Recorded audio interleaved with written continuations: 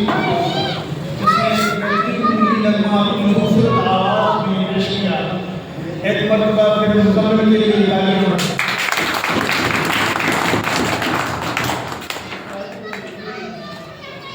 مجاہد کہتے ہیں جہاد کرنے والے کو، خصوصاً جب سامنے ناانصافی، ناحق اور ظلم کی انتہا ہو جائے تو مجاہد جو ہے وہ حق کا علم بلند کرتا ہے، اسے مجاہد کہتے ہیں۔ یہ سلسلہ بہت پرانا ہے۔ نعرے نمرود میں بے خطر کودنے والا عشق زمین پر خدا کا پہلا گھر بناتا ہے۔ صدا آتی ہے صنم کدا ہے جہاں لا الہ الا اللہ۔ پھر وقت کے خدا کو للکارنے والا موسیٰ نیل کو دو نیل کر دیتے ہیں۔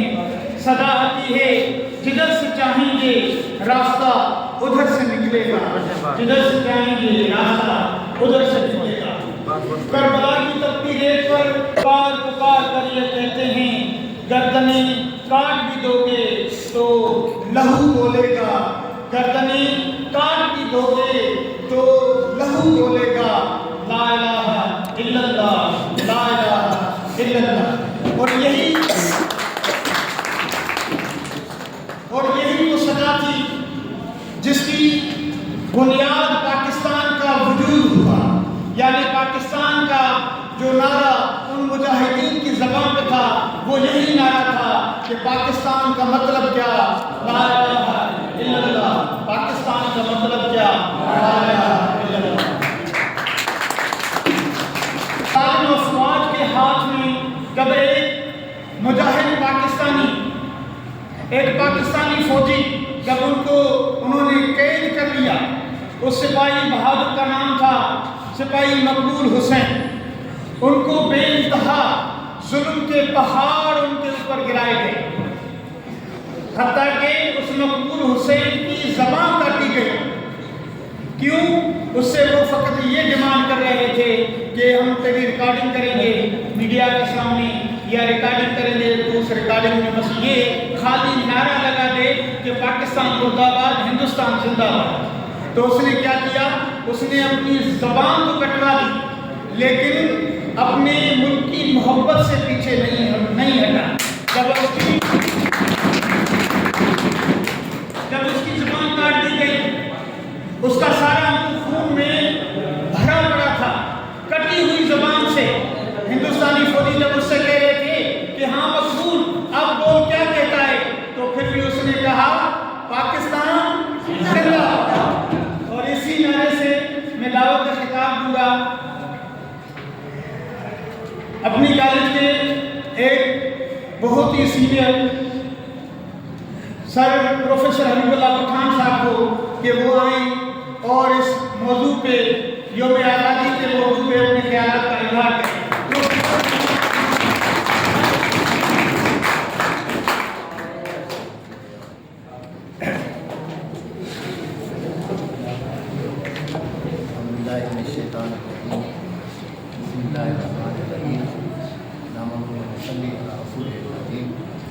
اللهم صل على محمد وعلى آل محمد كما صليت على إبراهيم وعلى آل إبراهيم إنك حميد مجيد اللهم بارك على محمد وعلى آل محمد كما باركت على إبراهيم وعلى آل إبراهيم إنك حميد مجيد۔ معزز پروفیسر صاحبان، پیارا شاگردوں، عزیز دوستوں، خوبصورت محفل جشن آزادی کی محفل جن میں 2.5 کلاکن تمام سے موجود رہا ہیں۔ پورے پاکستان میں پہلی تاریخ تھا وٹھی جشن آزادی کا پروگرام جشن آزادی کے ملائب جو بنے۔ یقیناً آزادی کا اڑی عام شے نہ کہ یہ بس ملی ویندی ہے۔ آزادی کنکھے کو پلیٹ میں سجائے نہ رکھندو آزادی وٹھی آزادی تھی۔ تاکہ یاد ہوں تو 14 اگست 1947 کا پہری اساتے انگریزن کی حکومت، انگریز کے برطانیہ کا ہتے صرف واپاری تھی آیا، تے حکومت مسلمانوں کی ہوئی، पूरे हिंदुस्तान ते हुकूमत मुसलमाननि जी हुई ऐं उन वक़्तु यूरोप ऊंधा हो। यूरोप जी हालत इहा हुई, अॼु जेको यूरोप असांखे वॾो रोशन, वॾो तरक़ी याफ़्ता नज़र अचे थो, वॾो दौलतमंद नज़र अचे थो, उन वक़्तु यूरोप सफ़ा ऊंधा हो। यूरोप जा माण्हू बुखिया, ख़तरनाक क़िस्म जा माण्हू पूरी दुनिया में वधंदा हुआ, सोने खे ॻोल्हींदा, दौलत खे ॻोल्हींदा, जिते वेंदा हुआ उते वञी फनकारियूं करे, नमूनेबाज़ियूं करे, बदमाशियूं करे, माण्हुनि खे पाण में विढ़ाए, वॾी वॾियूं फनकारियूं करे आख़िर उन मुल्क ते कब्ज़ो करे वेंदा। पाकिस्तान हेॾे पंहिंजो असांजो जेको ही बरे सग़ीर आहे, पंहिंजो नंढो खंड आहे, हिते पहिरीं डिच आया। हिते पहिरीं जेको आहे हॉलैंड जा माण्हू डिच, ऐं हिते आया फ्रेंच। उहे बि अॻु में हिते वापारु वग़ैरह कनि पिया, मुख़्तलिफ़ नमूने वारियूं कनि पिया, किन किन इलाइक़नि ते उन्हनि पंहिंजे अंदाज़ सां कब्ज़ा बि कया हुया। अंग्रेज़ जॾहिं आया त अंग्रेज़नि जे बारे में मालूम हुयो त ही वॾा ख़तरनाक हुआ, तंहिं करे उन्हनि खे इजाज़त ई न मिली। हवाई जहाज़ जो केक वेक रखंदो त को ध्यानु ई न ॾींदो, खणी वञो ॿार, महिरबानी करे खणी वञो, सॼो माहौल ख़राबु थी वेंदो, सॼो ध्यानु केक ॾींदो। त उन वक़्तु हू जॾहिं हिते आया, मां चवंदुमि सॼो ध्यानु कंहिं किथे न ॾियो, छो जो मां सिर्फ़ु मुक़ररु न आहियां, मां उस्तादु आहियां। उस्ताद जी मर्ज़ी आहे हुजे त मूंखे ॿुधे। उस्ताद जेको आहे त मौलाना ऐं मस्जिद वारो त बाबा हाणे ॿुधनि था नथा ॿुधनि। मां त मौलवी अब्दुल क़ादिर बिंद जो शागिर्दु आहियां, उहो कंहिंखे तकलीफ़ सवाइ छॾींदो न हुयो। तंहिं करे तव्हां मजबूर हो त मां तव्हांखे तकलीफ़ ॿुधायां। त मुंहिंजा दोस्तो अंग्रेज़ जॾहिं आया त वापारी बणिजी करे आया। अंग्रेज़नि जी ख़बर हुई त ही मुल्कनि ते कब्ज़ो कंदा आहिनि, तंहिं करे हुननि खे इजाज़त न मिली। दादा तव्हांखे इजाज़त न मिलंदी, तव्हां हिते वापारु न कंदा। पर वॾा ढीठ फनकार हुया, लिकी वेही विया, हलिया न विया। बदकिस्मती सां हुन वक़्तु शहनशाह जी धीउ बीमार थी पई। असां माण्हू, असांजा शहनशाह, उन्हनि जा इहे अजीब मामला हूंदा हुया त बाबा जॾहिं राज़ी थींदा हुआ पोइ चवंदा बाबा जेको वणे ई घुर। इहो मुस्लमाननि सां मामिलो रहियो आहे। त उन धीउ जो इलाजु हितां जे हकीमनि कयो, पर माई वीचारी ख़ुशि न पई। अंग्रेज़नि खे असांजे मुल्क ते कब्ज़ो करिणो हुयो, को नसीब अहिड़ो हुयो असांजो। उन माई जो इलाजु अंग्रेज़ डॉक्टर कयो। माई चाक चौबंद थी वई, बादशाह सलामत ख़ुशि थी वियो। छा खपेव बाबा? साईं उहो अर्ज़ु कयोसीं अॻु में, उहो वापारु जे लाइ साईं ॿियो असांखे कुझु न खपे। बादशाह जी हिननि मुंहिंजे मथां वॾो थोरो कयो आहे, मुंहिंजी न्याणी खे ख़ुशि कयो अथनि। चङो दादा तव्हांखे वापार जी इजाज़त ॾियां थो, पर चवंदा आहिनि त उन्हनि खे चयो त हीअ जेका डांद आहे न, डांद जी खल जेतिरी जाइ तव्हांखे मिलंदी। चयां थी क़बूल आहे, डांद जी खल जेतिरी। डांद जी खल केतिरी थींदी आहे? 4-5 फुट जी न थींदी आहे। पर उन्हनि अहिड़ी फनकारी कई, उनखे सन्हड़ो सन्हड़ो करे कटे कटे कटे हिकिड़ी वॾी हो रसे जहिड़ो मुख़्तलिफ़ ठाहियां ऐं चवंदी हाणे बसि डांद जी खल इहा आहे न साईं, तव्हांजो डांद जी खल इहा अथव। फनकार हुया, पहिरें नंबर जा। उहो डांद जी खल जी उन्हनि खे इजाज़त मिली, जॻह मिली वई। ऐं उन्हनि जॾहिं हिते वापारु शुरू कयो त हुननि हिते पंहिंजा जासूस मुख़्तलिफ़ इलाइक़नि में मोकिले छॾिया। उहे जेके वापारु कनि पिया, उहे वापारु न पिया कनि, उहे बसि उहे असील में जासूस हुआ ऐं वॾा माहिर क़िस्म जा माण्हू हुआ। उन्हनि हितां जे माण्हुनि जो, हिते जे अवाम जो, हिते जे हुकूमतुनि जो मुकमिल तज्ज़ियो कयो। उनखे चङी तरह ॾिठो त बाबा हिते मामिलो छा आहे। ऐं उन्हनि ॾिठो त हिते हथियारनि जो बि मसइलो आहे। उन्हनि ॾिठो त हिते माण्हू बि पाण में विढ़े आहिनि। उन्हनि ॾिठो त हिते काए क़िस्म जी का मुनज़िम हुकूमत कोन्हे, जेका हिन वक़्तु माफ़ कजो तक़रीबन असां इन ई हाल में हूं। उन वक़्तु बि इहो हाल हुओ। उन्हनि जॾहिं इन ॻाल्हि जो तज्ज़ियो कयो, बाक़ाइदगी सां हिन खे ॾिठो त हुननि वरी अची माण्हुनि खे मिलणु शुरू कयो। अला उहो फिलाणा तूं यार वज़ीर आज़म आहे, तूं छा आहे? हे फिलाणो सदर लॻो पियो आहे, माना उन वक़्तु जो बादशाह आहे, इलाइक़े जो गवर्नर आहे। तूं सिर्फ़ु वज़ीर आज़म आहे, तुंहिंजी हैसियत घटि आहे। तोखे असां गवर्नर बणाईंदासीं, तोखे असां हिन इलाइक़े जो बादशाह बणाईंदासीं, तूं असांजी मदद कर। हमरा राज़ी सी? अच्छा बादशाह मां बणाईंदा, मां असीं बादशाह थियूं। वज़ीर आज़म घटि हुयो, चंडराई। माना असांजी जेका बदबख़्ती आहे उहा असां थोरी लालचनि में, मामलात में, वॾनि उहिदनि ते हुजण जे बावजूद बि लालच में ईंदा। ऐं उन लालचनि जे करे उन्हनि मामलात जे करे मुस्लमाननि जे अंदरि खोट विझी, मलाइकनि जे अंदरि खोट विझी, मुख़्तलिफ़ रियासतुनि जे अंदरि खोट विझी, हुकूमतनि खां वरी मर्कज़ी हुकूमत खां उन्हनि खे बाग़ी करे आख़िरकार उन्हनि टोटा टोटा कया। वरी उन टोटनि जे मथां उन्हनि पाण कब्ज़ा शुरू कया। कॾहिं मैसूर ते कब्ज़ो कयूं, कॾहिं बंगाल ते कब्ज़ो कयूं, कॾहिं सिंध ते कब्ज़ो कयूं, कॾहिं मुख़्तलिफ़ इलाइक़नि ते। पहिरियों उन्हनि जेको धंधो कयो पाण में विढ़ाए, हितां जे माण्हुनि खे विढ़ाए। हू आया हुया तमामु थोरा, चवंदा टोटल 15,000 माण्हू आया, टोटल 15,000। ऐं हितां जी आबादी उन वक़्तु बि करोड़नि खां मथे हुई। उन वक़्तु बि पूरे हिंदुस्तान जी आबादी, हाणे त अर्बन 2.5 अरब जे क़रीब आहे। पाकिस्तान, हिंदुस्तान, बांग्लादेश जेके इलाइक़ा आहिनि, हाणे त हुनजी तमामु वॾी आबादी आहे, पर उन वक़्तु बि आबादी करोड़नि में हुई। ऐं हू घणा आया हुआ? 15,000। 15,000 जी का हैसियत आहे, पर उन 15,000 जे अंदरि एॾी फनकारी हुई, एॾी नमूनेबाज़ी हुई, एॾा माहिर हुया जो उन्हनि हितां जे माण्हुनि खे पंहिंजी फ़ौजनि में शामिलु कयो, हितां जे माण्हुनि खे पंहिंजो हमनवा बणायो, पाण में हिक ॿिए खे विढ़ायो। ऐं आख़िरकार इहा हालत थी जो 1957 में हिंदुस्तान खे बरतानिया जो हिसो बणायो। बरतानिया जेको हिकिड़ो मुल्क आहे जंहिंमें सिज उभरंदो ई न आहे। ऐं उन वक़्तु जी हालत इहा थी जो बरतानिया में सिज न ई एतिरनि इलाइक़नि ते उन्हनि कब्ज़ो कयो। ॿुधाइण जो मक़सदु इहो आहे त अॼु जेकी असांजी हालत आहे, असांखे माज़ी मां सबक़ु वठणु खपे। असांखे जॾहिं असां जश्न आज़ादी मल्हाईंदा आहियूं, जॾहिं असां वेही करे इन ॻाल्हियुनि जे मथां ॻाल्हियूं, इन मामले ते ॻाल्हियूं कंदा आहियूं, असांखे माज़ी खे बि ॾिसणो पवंदो। असांखे पंहिंजे हाल जे तजज़ियो बि करिणो पवंदो त असां हिन वक़्तु कहिड़ी हालत में आहियूं। असांखे मुस्तक़बिल जे लाइ बि सोचणो पवंदो त मुस्तक़बिल में असांखे छा करिणो आहे। त हिकिड़ी हीअ जेके ॻाल्हियूं मां ॿुधायां त ख़ामख़ा जूं ॻाल्हियूं न आहिनि। 1857 जी आज़ादी जी जंग उहा सभिनी मुस्लमाननि गॾिजी वई, पर अंग्रेज़नि जी फनकारी, अंग्रेज़नि जे नमूनेबाज़ी, पाण में हिननि खे विढ़ायो। कोई मर्कज़ी क़यादत न रही, नंढा नंढा इलाइक़ा, नंढा नंढा ग्रुप उन्हनि सां विढ़ंदा रहिया, उहे कामयाबु न थिया। अंग्रेज़नि वटि जदीद हथियार हुयो ऐं असांजे माण्हू वटि उहा पुराणी तलवार हुई। अंग्रेज़नि वटि तोप हुई, असां वटि वरी उहो पुराणो जेको आहे मुंहुं भरण वारी बंदूक हुई। अहिड़ी तरह सां असां पोइते हुयासीं। असांजा मुस्लमान हुकुमरान तरक़ी कनि पिया, उहा इश्क जे मामले में तरक़ी कनि पिया। उहे वॾा वॾा यादगार ठाराइनि पिया। उनजो नालो मां काफ़ी देरि खां यादि कयां थो, मूंखे ध्यान में नथो अचे। जेको उन्हनि आगरा में ठाहिरायोसीं, ताजमहल। अहिड़ी तरह सां उन्हनि वॾा वॾा क़िला ठाराया, वॾी वॾियूं यादगारूं ठारायूं, वॾा वॾा कमु कयूं।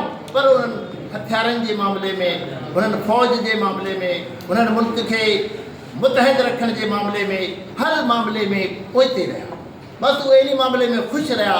असां वटि वॾा ऐश आहिनि, वॾा इशरत आहिनि। उन्हनि जे महलनि में हज़ार हज़ार बानियूं, हज़ार हज़ार बानियूं, सिर्फ़ु 2,000 छड़ो बानियूं, केतिरा बाना होसीं। बादशाह जा ख़ुदाम, बादशाह जा हरम, बादशाह जूं उथण वेहण जा अंदाज़ अहिड़ा जेके दुनिया हैरान। पर बाक़ी मामलात खां हमरा वेठो। मुल्क में अदल व इंसाफ़, मुल्क में माण्हुनि जी ख़ुशहाली, मुल्क में माण्हुनि जा मसाइल ऐं मामलात वधंदा विया। ऐं अंग्रेज़नि अची उन मामले खे वधायो, उन मामले खे उन्हनि ॾिठो। माण्हुनि जा बाहिमी इख़्तिलाफ़ उन्हनि खे उन्हनि वधायो।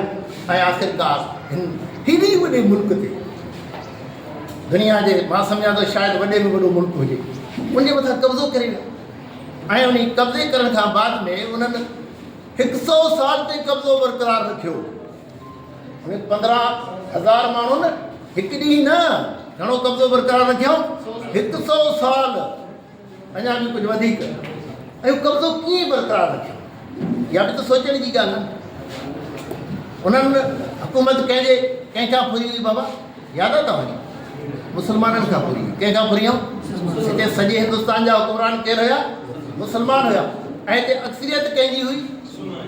न, हिंदुनि जी। अक्सरियत हिंदुनि जी हुई ऐं हुकूमत मुस्लमाननि जी हुई। तंहिं करे उन्हनि हिंदुनि ऐं मुस्लमाननि खे बि पाण में विढ़ायो। अॻु में ई विढ़ियल हुया, अहिड़ी ॻाल्हि कोन्हे त को हिंदू मुस्लमान सां ठहियल हुया। उहे हमेशह बग़ावतूं कंदा, मामलात कंदा। तॾहिं जो अकबर मरहूम उन दीन अकबरी ठाहे करे उन्हनि खे पंहिंजो हिसो बि बणाए छॾियो। पर उनजे बावजूद बि हिंदू जी जेका तबियत हुई उहा ख़तमु न थी, जेका उनजे अंदरि नफ़रत हुई उहा नफ़रत ख़तमु न थी। पहिरीं मुस्लमाननि ऐं हिंदुनि जी हिकिड़ी गॾियल तंज़ीम ठाही अंग्रेज़नि, उनजो नालो रखियो ऑल इंडिया कांग्रेस। कांग्रेस बाबा मुस्लमाननि ऐं हिंदुनि जे हिते जा जेका उन्हनि जा मसाइल आहिनि उन्हनि जे लाइ पहिरियों आज़ादी जी तहरीक न हुई। बाबा हितां माण्हुनि जे मथां ज़ुल्म थियनि था, हितां जे माण्हुनि खे नौकरियूं नथियूं मिलनि, हितां जे माण्हुनि जे जेके ॿिया मसाइल आहिनि उन्हनि जा बुनियादी हुकूक ज़ब्त थियनि था, उन्हनि जो ढल उन्हनि जे मथां तमामु घणी आहे, उन्हनि जे मथां कई मामलात आहिनि, उन्हनि जे मथां वॾियूं ज़्यादतियूं आहिनि। बाबा इन ज़्यादतियुनि जे लाइ आवाज़ उथारण जे लाइ उन्हनि छा ठाही? All India Congress. मुस्लमान हिंदू गॾु हुया। पोइ 1935 में इन जी हिकिड़ी गॾियल हुकूमत आई। उन्हनि गॾियल हुकूमत में ख़बर पइजी वई त हिंदू आहे कहिड़ी भला। बाबा मुस्लमाननि जे क़ब्रिस्तान ते बि टैक्स हूंदी। हाणे खणी कराची में ॿुधूं था त क़बर महांगी मिलंदी आहे, पर उन वक़्तु उन्हनि टैक्स रखी। ऐं अहिड़ी तरह सां हुननि मुस्लमाननि जे मथां पाबंदी विधियूं त तव्हां पंहिंजे क़ुर्बानी जे ॾींहुं ॻऊं जी क़ुर्बानी न करे सघंदा। ऐं ॿियूं कई उन्हनि जी नौकरियुनि जा उन्हनि जे मथां दरवाज़ा बंदि करे छॾिया। ऐं मुस्लमाननि जूं ख़ुदि पंहिंजूं कमज़ोरी बि हुई त मुस्लमाननि चयो बाबा असां अंग्रेज़ी तालीम न वठंदासीं। असां वटि हिकिड़ो मुहावरो हूंदो, पारसी घोड़े चाढ़ती। पारसी घोड़े चाढ़ती माना असां पारसी पढ़ण वारा हुयासीं, असां वटि अंग्रेज़ी पढ़ण जो रवाजु हो त आया, पंहिंजी ॿोली खणी आया, उन्हनि पंहिंजो तालीमी निज़ाम खणी आया। ऐं असां वटि जेको पुराणो तालीमी निज़ाम हुयो असां चयो बाबा असां उन ते हलंदासीं। त अंग्रेज़नि तरीक़ेकार रखियो, बाबा न तव्हां मैट्रिक पास कंदव, तव्हां फाइनल पास कंदव, तव्हां BA पास कंदव, तव्हां इंटर पास कंदव, असां तव्हांखे नौकरी ॾींदासीं। ऐसा चवंदे त असां अंग्रेज़ी पढ़ंदासीं ई न। पोइ चंद मुस्लमान दानिश्वरनि कोशिशि करे कुझु अंग्रेज़ी तालीम जा इदारा खोलिया, जंहिंमें असांजो सर सैयद अहमद ख़ान हुयो, जंहिं मोहम्मद एंग्लो स्कूल कॉलेज खोलिया, या जेको आहे अलीगढ़ यूनिवर्सिटी खोली। मुस्लमाननि पोइ तो तालीम हासिलु कई, जदीद तालीम हासिलु कई। इहे जेके असांजा लीडर पैदा थिया तक़रीबन उन इदारनि मां पैदा थिया। हिते सिंध में हसन अली आफंदी ऐं कुझु ॿियनि माण्हुनि जेको आहे सिंध मदरसुल इस्लाम ऐं ॿिया इदारा क़ाइमु कया। अहिड़ी तरह सां मुस्लमान थोरो घणो तालीम में घिरिया। 100 सालनि जे अंदरि मुस्लमाननि जो हाल पूरो थी वियो। हिंदू तालीम में बि अॻिते थी विया, वापार में बि अॻिते थी विया। हिते कंदकोट में असांजो दोस्त ॿुधाईंदो कि हिंदू नौकर रखंदा मुस्लमाननि खे, छाजे लाइ रखंदा? हो हूंदा थुल्हा। पुछणो चवंदा असांजो पेर मथे कर त हवा ॿाहिरि निकिरे। हवा कढण जे लाइ बि मुस्लमान नौकर हूंदा हुननि जा। कंहिं क़िस्म जी मुस्लमाननि जी काई हैसियत कोन हुई पूरे हिंदुस्तान में। या त उन्हनि खे जेलनि में बंदि कयो वञे पियो, या त नौकरियुनि जा उन्हनि जे मथां दरवाज़ा बंदि हुया। हर तरह सां मुस्लमान मज़लूम थी विया। ऐं कांग्रेस जॾहिं इहे ऐलान कया त न बाबा असां गॾु हूं, असां भाई भाई हूं, हिंदू मुस्लिम भाई भाई। ऐं टी जेका अंग्रेज़ क़ौम आहे इहा किथां आई आहे? पर इहो हुयो सिर्फ़ु नारो, कूड़ो नारो। 35 जी वज़ारतनि मुस्लमाननि खे सुॼाग कयो त न अदा ईअं न थी वियो, हे हमरा असांखे न छॾींदा। पोइ ईंदी जमहूरियत। जमहूरियत में ख़बर आहे अक्सरियत हूंदी आहे। जॾहिं अक्सरियत जे बुनियाद ते ई कामयाबु थी वेंदा त हिननि जी हुकूमतूं हिननि जा मामलात असांखे तंग कंदा। त मुस्लमाननि आज़ादु रियासत जी घुर कई। त असांखे ॿियो आहे मुस्लिम हिंदुस्तान जो, हुन वक़्तु पाकिस्तान जो नालो न हुयो।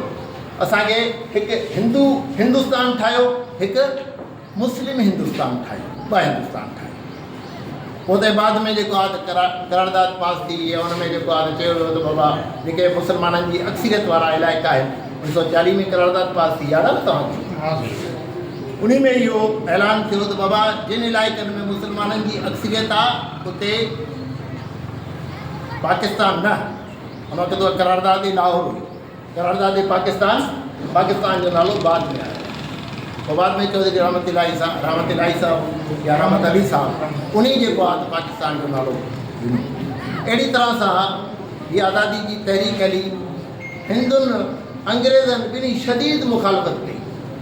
हिंदुनि जो बाबा हिंदुस्तान त असांजे पीउ ॾाॾे जो आहे, सवाल ई पैदा न आहे असांखे इनखे जेको आहे विराइण ॾियूं। ऐं अंग्रेज़नि चयो त न बाबा असां हिकिड़े वियासीं बि त हिकिड़ो हिंदुस्तान ठाहींदासीं। पर मुस्लमान मुतहिद पिछड़ो हिन इलाइक़े जा मुस्लमान न, पूरे हिंदुस्तान जा मुस्लमान, जेको जंहिं इलाइक़े में रहे पियो, जंहिंखे ख़बर हुई त बाबा असां पाकिस्तान में शामिल न थींदासीं, पर उनजे बावजूद भी वो साॻियो नारो हणी रहिया हुया, भटके रहेगा हिंदुस्तान, लेके रहेंगे पाकिस्तान। पाकिस्तान का मतलब क्या? ला इलाहा इल्लल्लाह। पाकिस्तान का मतलब क्या? इन्हीं नारे की बुनियाद ते समूरा हिंदुस्तान जा मुसलमान मुतहद थिया। आखिरकार कुर्बानी ॾींदे तकलीफ़ूं सां जॾहिं अंग्रेज़ हितो वञणु लॻा त उन्हनि हिते 2 रियासतूं क़ाइमु कयूं। ॿिन्ही रियासतुनि खे उन्हनि कंट्रोल करण जे लाइ, कंट्रोल रखण जे लाइ कुझु मसइला अहिड़ा पैदा कया जेके अॼु ताईं हल न थिया आहिनि। असांजो हिंदुस्तान जी जंग त उहा ख़तमु थियणी ई न आहे, छाकाणि त हुन में 2-3 हिकु मसइलो त अहिड़ो आहे जेको असांजी ज़िंदगी ऐं मौत जो मसइलो आहे, उहो आहे कश्मीर जो मसइलो। कश्मीर जंहिंखे तव्हां नक्शे में ॾिसंदव त पाकिस्तान जी बि मुंडी नज़र ईंदो, जंहिंखे तव्हां नक्शे में ॾिसंदव त हिंदुस्तान जी बि मुंडी नज़र ईंदो, जॾहिं ॿिन्ही मुल्कनि जी मुंडी कश्मीर आहे। ऐं उन मुंडीअ खे हुननि विढ़ाए छॾियो। तय इहो त जिन इलाइक़नि में मुस्लमाननि जी अक्सरियत आहे उहे पाकिस्तान खे मिलंदा, पर बदमाशी इहा कयूं त जिते हुनजो राजा जेको आहे न उहो डोगरा आहे, तंहिं करे जीअं उहो चवंदो असां ईअं कंदासीं। ऐं उन हिंदुस्तान खे दावत ॾिनी त अचो हेॾा पाकिस्तान वारनि होॾा हमिलो कयो। 1948 में पहिरीं जंग थी वई असांजी, हिंदुस्तान ऐं पाकिस्तान जी पहिरीं जंग 1948 में ई थी वई। जॾहिं भारत ॾिठो त बाबा हराइणो थो त हमरा अक़वाम मुतहिदा में वियो ऐं उते वञी रड़ियूं शुरू कयूं, यार असांजी जंगबंदी करायो न, असांखे ठारायो न पाण। ऐं जंगबंदी थी, उन में तय थियो त बाबा हीउ जेको कश्मीर आहे हीउ मुतनाज़ा मसइलो आहे, हीउ मक़बूज़ा कश्मीर हूंदो या कश्मीर अहिड़ो इलाइक़ो आहे जंहिं ते कंहिं बि वक़्तु फ़ैसिलो थींदो। फ़ैसिलो कहिड़ो थींदो? माण्हुनि खे हक़ राय दही मिलंदी, माण्हुनि खां वोट वठिबो त बाबा तव्हां पाकिस्तान सां शामिलु थियणु चाहियो था या हिंदुस्तान सां। इहो 1948 में अक़वाम मुतहिदा जी करारदाद मंज़ूर थी ऐं खणी हिंदुस्तान वियो फ़ैसिलो हुते। 1965 ताईं इहा ॻाल्हि हलंदी रही त बाबा असां राय दही कराईंदासीं, हाली मामलात ख़राब आहिनि, हाली जहिड़ा आहिनि, हाली मसइला आहिनि, हाली मामला आहिनि। 1965 में भारत पाकिस्तान ते हमिलो कयो ऐं उन वक़्तु ऐलान कई जे असांजो अटूट अंग आहे। हाणे भारत जो अटूट अंग बि असां टोड़ींदासीं इंशाअल्लाह। हिंदुस्तान खे शदीद धक लॻो, उनजे बावजूद बि हू शैतान मुड़ियो न। कश्मीर जो मसइलो मुस्तक़िल टंगियल रहियो। 71 में 70 में उन बंगाल जे माण्हुनि खे उभारियो। बंगाल उहा जेका शरारतूं जेके अंग्रेज़ पैदा कंदो, उहा साॻी शरारत हिंदुस्तान पैदा कई। बंगाल जे माण्हुनि खे चयो वियो त बाबा तव्हांजा हक़ खाई वियो मग़रबी पाकिस्तान। हीअ उन वक़्तु 2 पाकिस्तान हुया। घणा पाकिस्तान हुया? 2 हिसा हुया पाकिस्तान जा, हिकु मशरक़ी पाकिस्तान, ॿियो मग़रबी पाकिस्तान। मग़रबी पाकिस्तान वारनि वटि हुकूमत हुई, जीअं अॼु असां चवंदा बाबा पंजाब असांखे खाई वियो। उन वक़्तु इहो ऐलान हुयो त बाबा हे मग़रबी पाकिस्तान असांखे खाई वियो। अहिड़ी सूरत हाल में एॾो वॾो नुक़सानु थियो जो इस्लामी दुनिया जो सभ खां वॾो मुल्क, इस्लामी दुनिया जो सभ खां वॾो मुल्क 2 हिसनि में विराइजी वियो। उनमें हिंदुस्तान जी साज़िश शामिलु हुई, उनमें असांजे पंहिंजनि जूं नाइंसाफ़ियूं बि शामिलु हुयूं, पंहिंजनि जा ज़ुल्म बि शामिलु हुया। अॼु असां वेही करे इन ॻाल्हियुनि ते सोचींदासीं, ज़रूरु इन ॻाल्हियुनि खे ॾिसंदासीं त अॻु में असां सां छा थियो ऐं हाणे असां छा करे रहिया आहियूं। हीउ सिर्फ़ु हीउ ॾींहुं छड़ो ख़ुशियूं मल्हाइण जो न आहे, हिन ॾींहं ते वेही करे तजज़ियो बि करिणो आहे, हिन ॾींहं ते वेही करे अॻिते जे लाइ सोचणो बि आहे, हिन ॾींहं ते वेही करे हिकु सबक़ बि हासिलु करिणो आहे ताकी हीउ मुल्क जेको वॾी क़ुर्बानियुनि सां, वॾी महिनतुनि सां, वॾी जिदोजहद सां मिलियो आहे, ईअं न थिए त हिकु दफ़ो इहो टुटी वियो वरी असां नाइलनि जे करे वरी हिन मुल्क खे टोड़े न वेझो। अलाह मुंहिंजा दोस्तो, अॼु असां तव्हां ख़ुशियूं मल्हायूं था, मल्हाइणु खपनि, छाकाणि त आज़ादी जहिड़ी नेमत दुनिया में काई न आहे। पर उन आज़ादी जी नेमत खे क़ाइमु कीअं रखिजे? हिकु दफ़ो असां उनजो तजज़ियो करे चुका, हिकु दफ़ो तजुर्बो करे चुका आहियूं। असां पंहिंजो हिकिड़ो बाज़ू कपाए चुका आहियूं। हाणे हिकु ॿाह सां बीठा आहियूं, रड़ियूं कंदा पाकिस्तान ज़िंदाबाद। हिकु ॿाह सां असां रड़ियूं कंदा बीठा आहियूं। ऐं इहो हिकु ॿाह बि जेकॾहिं ख़ुदा न ख़ास्ता असांजी नाअहलियुनि जे करे, असांजी बेवकूफ़ियुनि जे करे, असांजी सिर्फ़ु जेको आहे बज़ाहिर मोहबतुनि जे करे, पर हक़ीक़ी मामले खे छॾे करे जेकॾहिं असां कोशिशि कंदासीं त ख़ुदा न करे हीउ मुल्क वरी टुटंदो। अॼु बि बेशुमार दुश्मन, ख़ासि करे असांजो पुराणो दुश्मन जंहिं रोज़े अवल खां असांखे तस्लीम न कयो आहे, उन हाणे बि ताज़ो असां ते हमिलो कयो। अॼु असां उन ॾींहं जी ख़ुशी बि मल्हाए रहिया आहियूं त उनखे असां मुंहुं वारो धकु कयोसीं। अहिड़ो धकु जो सॼी दुनिया अॼु उन ते थुके रही आहे। सॼी दुनिया उनखे चई रही आहे त जाहिल तूं कूड़ो आहे। सॼी दुनिया उनखे बेकार बणाए छॾियो आहे। न त हू दुनिया जे अंदरि चई रहियो त मां एशिया जो सुपर पावर आहे, मां एशिया जो पंहिंजो चौधरी आहे। पर उन हमराह खे जेको धकु लॻो, अहिड़ो लॻो जो चौधराए वञी हेठि थी वियसि। ऐं उहा धकु कीअं लॻुसि? हुनजो सबबु इहो आहे त असांजे अंदरि पाकिस्तान सां मुहबत आहे, असांजे अंदरि पंहिंजे वतन सां मुहबत आहे। असांजे अंदरि हिक ॿिए सां जेतिरा हज़ारे इख़्तिलाफ़ हुजनि, पर जॾहिं पाकिस्तान जी आज़ादी जो मामिलो ईंदो, पर जॾहिं पाकिस्तान जे तहफ़ुज़ जो मामिलो ईंदो, पर जॾहिं पाकिस्तान खे बचाइण जो मामिलो ईंदो त असां सिंधी, पंजाबी, मुहाजिर, पठान, पंजाबी हर क़ौम गॾिजी करे हिकु मुठी थी करे दुश्मन जे ख़िलाफ़ मुक़ाबिलो कंदा। असां क़ौमियतुनि खां हटी करे, असां ॿोलियुनि खां हटी करे, असां नसल परस्ती ऐं ज़ात परस्ती खां हटी करे, असां फ़िरक़ाबंदियुनि खां हटी करे, असांजे अंदरि हिकु वॾी जेका मुसीबत आहे उहा फ़िरक़ाबंदी आहे। असां उन फ़िरक़ा परस्ती खां बि हटी करे पाकिस्तान जी हिफ़ाज़त कई आहे। पाकिस्तान जे फ़ौजनि सिर्फ़ु न कई आहे, पाकिस्तान जे क़ौम कई आहे। जॾहिं क़ौमूं ऐं फ़ौजूं मुतहिद थींदियूं आहिनि तॾहिं जेको आहे दुश्मन खे धक लॻंदा आहिनि। जॾहिं क़ौम जुदा थी वेंदी आहे, फ़ौज जुदा थी वेंदी आहे, त पोइ 71 वारी हालत आहे। असां तव्हां हिन वक़्तु जॾहिं वेठा आहियूं हिकिड़ो वाइदो कयूं, हिकु त असां पाकिस्तान जी हिफ़ाज़त करण जे लाइ मुतहिद थींदासीं।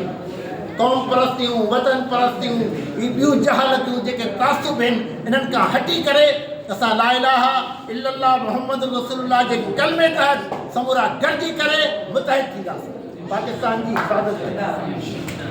ॿियो असां ऐलान कंदासीं त असां सिर्फ़ु वांदा न वेंदासीं, असां जिद्दोजहद कंदासीं, असां इल्मु हासिलु कंदासीं, असां दुनिया जे अंदरि पाकिस्तान खे नामवर बणाईंदासीं। असां पंहिंजे पोयनि वारो कमु न कंदासीं त सिर्फ़ु हथूं जेको आहे कूड़ा नारा हणंदा ऐं बेवकूफ़ियुनि जा कमु कंदा, बल्कि असां टेक्नोलॉजी में, असां जेको आहे साइंस में, असां दुनिया जे अंदरि वॾो नालो कमाए, वॾी महिनत करे असां पाकिस्तान जी हिफ़ाज़त कंदासीं। अॼु बि जेकॾहिं पाकिस्तान जी हिफ़ाज़त थी रही आहे उहो इन जे करे आहे। बज़ाहिर त असां लॻूं था धूड़, पर असां मिज़ाइल टेक्नोलॉजी में, असां बमनि में, असां जेको एटम बम जे मामले में दुनिया खे ॿुधाए छॾियो आहे त असां घटि न आहियूं।